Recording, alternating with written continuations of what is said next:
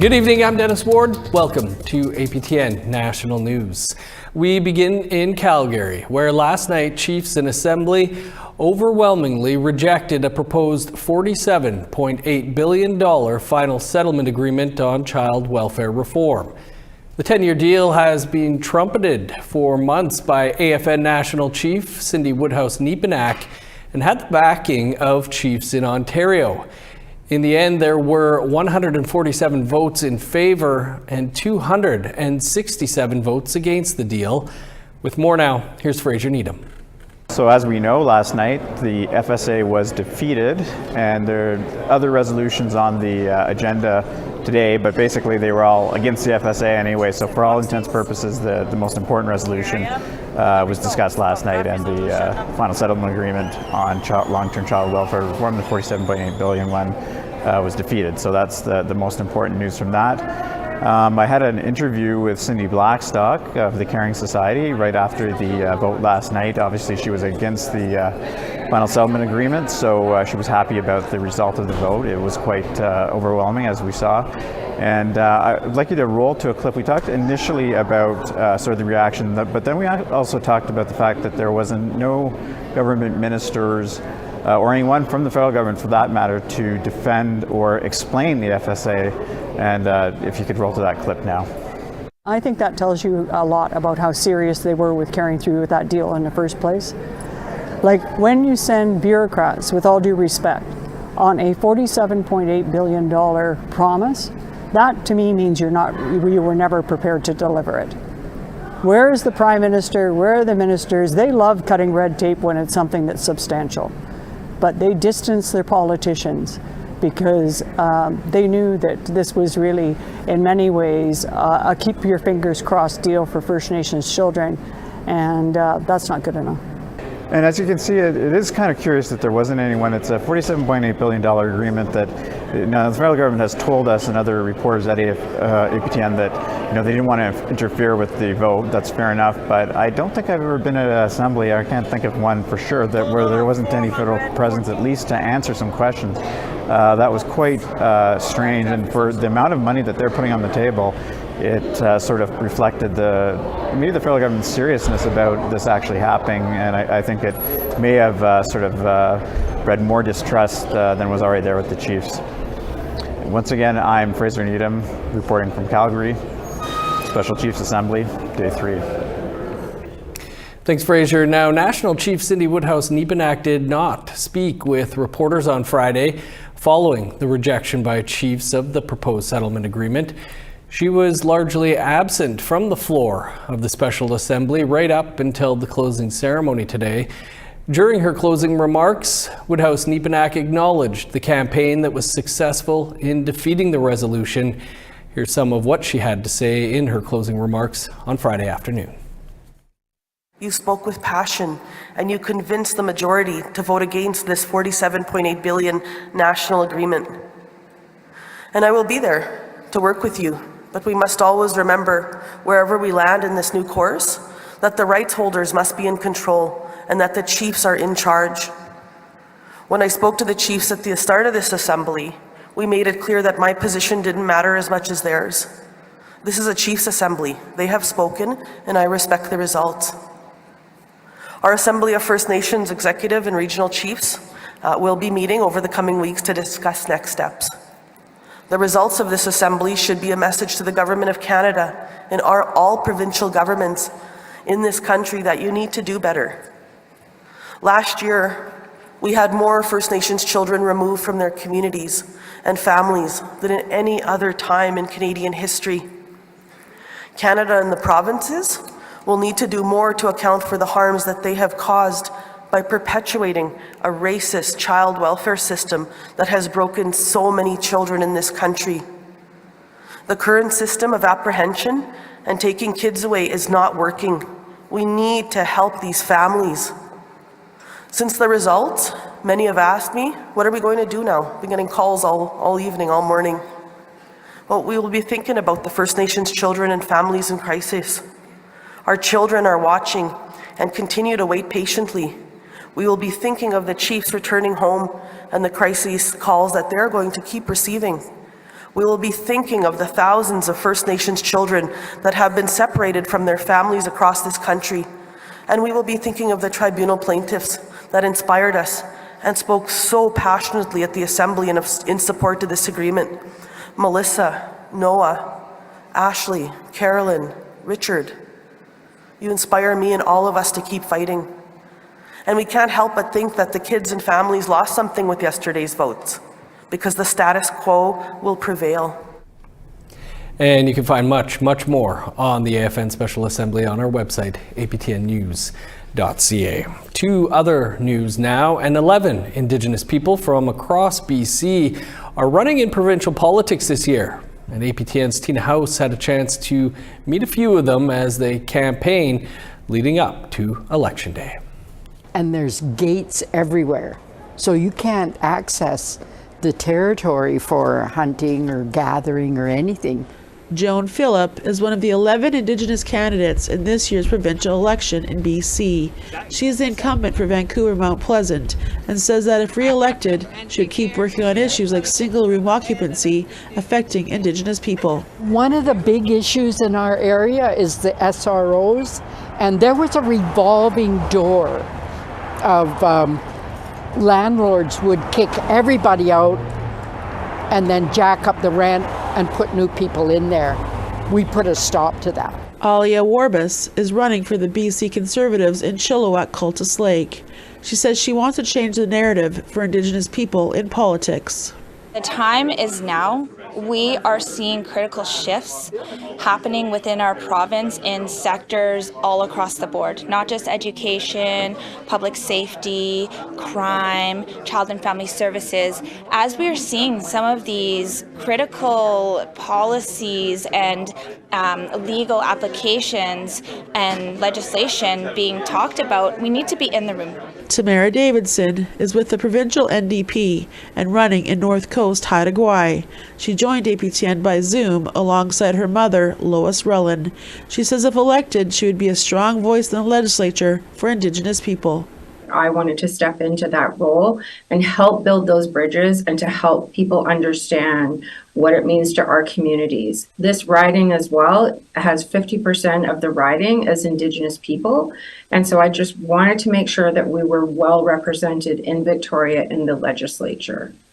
The BC provincial election is Saturday, October the 19th. Tina House, APTN National News, Vancouver. A 30-year-old Anishinaabe Kwe from Manitoulin Island in Ontario has been missing for more than 2 weeks now. Juanita Miigwants hasn't been seen or heard from since October 2nd. Miigwants' family is being upfront about her battles with addiction and told APTN they believe drug dealers are possibly involved in the disappearance. Anyone with information is asked to call their local police or 1-888-310-1122. You can also call Crime Stoppers at 1-800-222-TIPS. An Anishinaabe artist is teaming up with a well-known brand in Manitoba. That story and more still to come.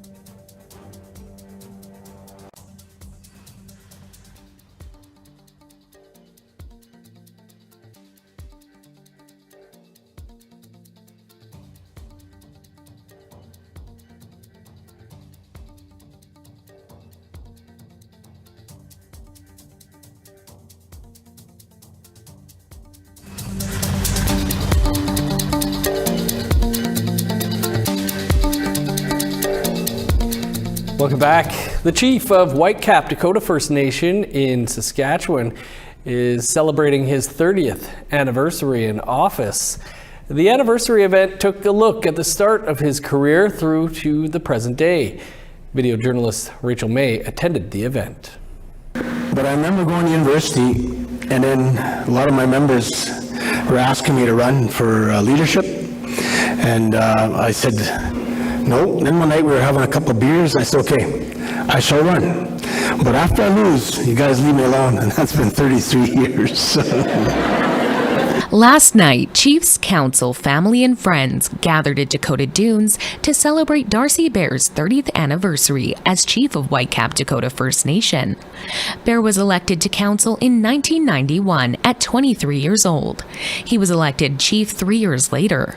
When he started, he found no money in the office account, but there was a stack of payables. And so the easiest thing, 23 years old, would have been just to walk away. But when you accept the challenge of being a leader, you also accept all of the challenges that come with it, but you turn those challenges into opportunities. Under his leadership, he developed a thriving tourist sector, beginning with Dakota Dunes Golf Course, followed by a casino, and now a hotel with a developing thermal spa. According to the Whitecap Dakota Nation, the Dakota Dunes Resort brings in 1.4 million tourists annually. Whitecap Dakota citizens have seen growth in land development, business, and accessible technology. During the speeches, his daughter Allie, who is running for chief of the Federation of Sovereign Indigenous Nations, took the stage to congratulate her dad and honor the community. Thank you for holding him up when he needed a friend, for giving him advice when he needed advice, for mentoring him when he needed a mentor. And because as his children, that's something that we needed and we've learned and we've grown from as well. Allie also acknowledged that even though there has been many accomplishments in the past 30 years, there is more to come. Knowing that we're still growing and that this is just the beginning. That's the best part of this, is that this is just the beginning. Bear recently received the Order of Canada for his leadership and efforts to improve life in his community, along with his ability to build alliances and set new precedents. Rachel May, APTN National News, Whitecap Dakota First Nation. This weekend, a Winnipeg choral ensemble is debuting 3 new works by 3 Indigenous composers. Inspired by the poems of Métis writer Katharina Vermette, the Nestawaya concert honors water, women, and water keepers. APTN Sierra Benton sat down with composer and artistic director Andrew Balfour and conductor Mel Braun between rehearsals. Through poetry and song, the Dead of Winter Choral Ensemble is giving water a voice.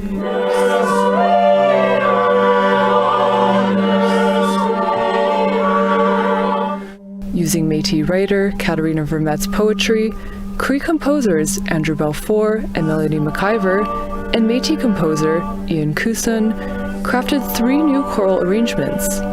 Mel Braun is Nestawaya's co-curator and conductor. What we decided to do was then, with a focus on water, look at the poetry of Kate Vermette, because her River Woman book is all about the river, specifically the Red River. And you know how much, if you've read her stuff, how much the river figures always in her writing. Balfour is a 60s scoop survivor who began reconnecting with his Cree roots through music.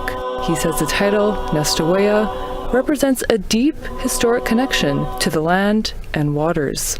Nestawaya means 3 points in Cree, with the Assiniboine, the red, and the land, the point, the meeting places. We all know the forks are meeting places, but it's so much more important for us as Indigenous people and non-Indigenous people to understand this was a meeting place. Rather than a concert, Balfour describes Nestawaya as a ceremony. The performers were invited to bring water from their community to be honored through song.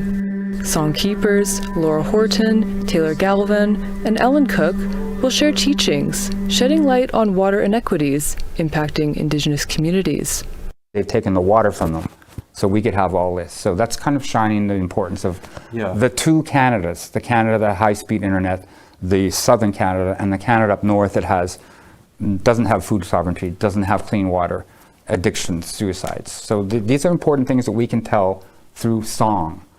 The performance is debuting at a time when struggles to protect water have been waged across Turtle Island.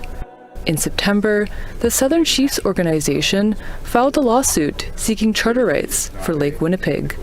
Nestawaya songkeeper Taylor Galvin is named in the lawsuit.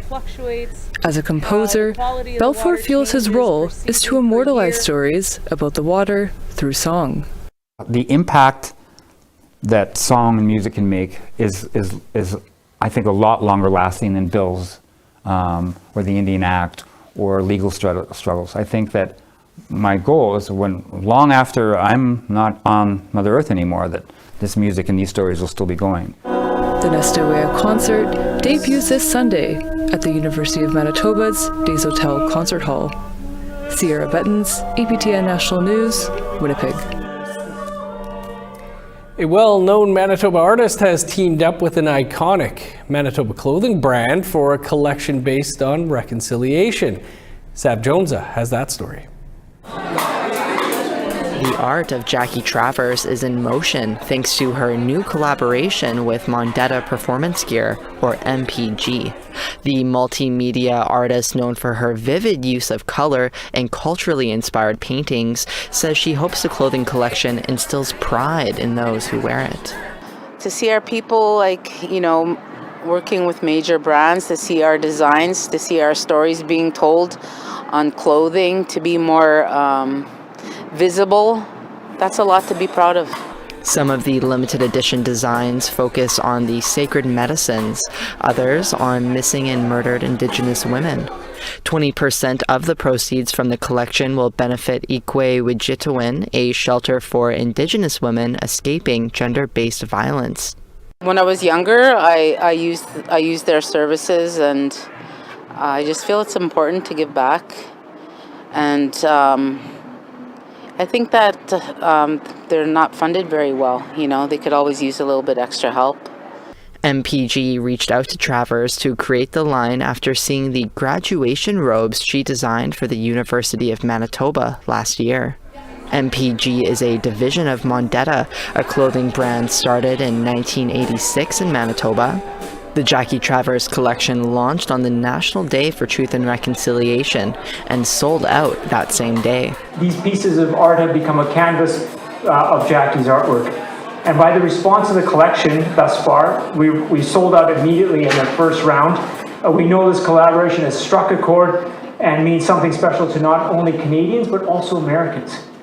Given the response, we're keenly excited to collaborate further with Jackie to share more of her artwork in the future.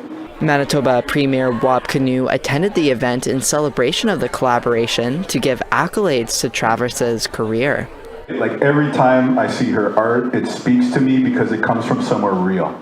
It comes from this deep authenticity. And knowing a bit about her and the path that her life has been on, to see the success that Jackie has earned for herself by using her creator-given talent has just been such a pleasure to watch from the outside. Another round of the Jackie Travers MPG collection will be available for purchase in the coming days. Sav Jonesa, APTN National News, Winnipeg. Super cool. Congrats, Jackie. APTN Investigates is back with a new episode tomorrow night. We'll have more on that after the break.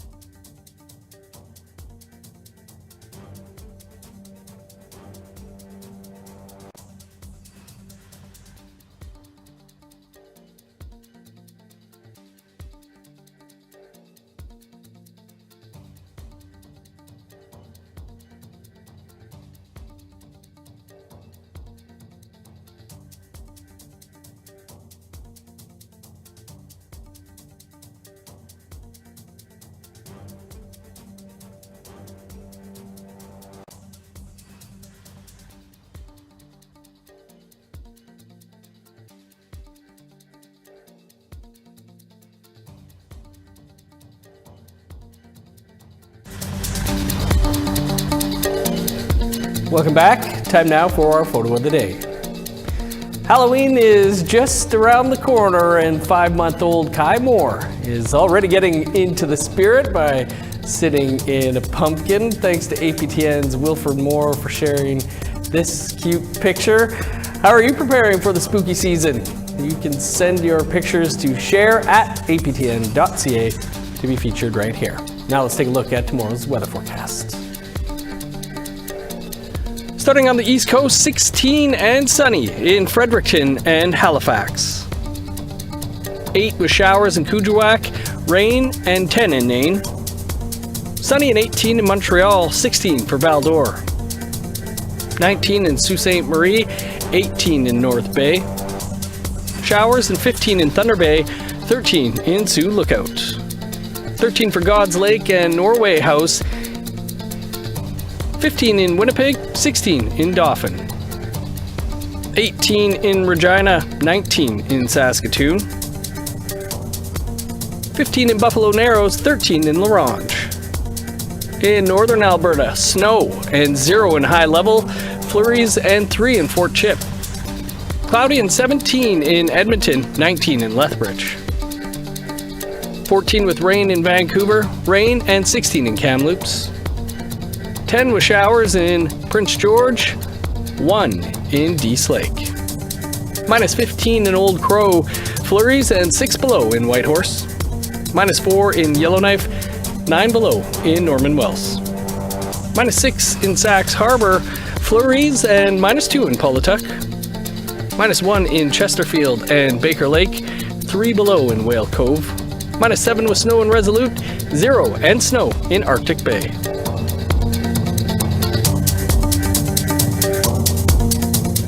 APTN Investigates returns tomorrow night with an all-new episode. In Time Immemorial, video journalist Tom Fenario shines a light on the Algonquin people's battle to stop a nuclear waste facility from being built on their ancestral territory. With more on the story, Tom joins us now from Montreal. Tom, great to see you. You've got your Investigates episode coming up tomorrow night. It's about nuclear waste. Why is it called Time Immemorial? Yeah, so I think most of our audience knows about the concept of time immemorial, the idea that something being so distant in the past that it's never been recorded. And because nuclear waste has a half-life of hundreds, sometimes thousands of years, it got me thinking of how there's a link there about how many Indigenous people have been on their ancestral lands for time immemorial. But will there ever be a day in the distant future where we feel the same about nuclear waste? So to answer your question, I was trying to be clever. I'm not sure if I succeeded. I've always thought of you as rather clever, Tom. So much of the Algonquin Nation want to stop the nuclear waste site from being built, but how does it get approved in the first place? Right, so a quick summary. A company named CNL wants to build what they call a near-surface disposal facility, some might call it a dump, to store a low-level nuclear waste by burying it in a place that has all of these protective layers, both natural and synthetic, to prevent leaks, animals from digging it up, rainwater getting in, etc. Except this site is about 1.2 kilometers from the Ottawa River, and since it falls on their ancestral territory, most Algonquin are not too pleased to have a nuclear waste site so close to what is not only a sacred place for them, but also a body of water that provides the drinking water for millions.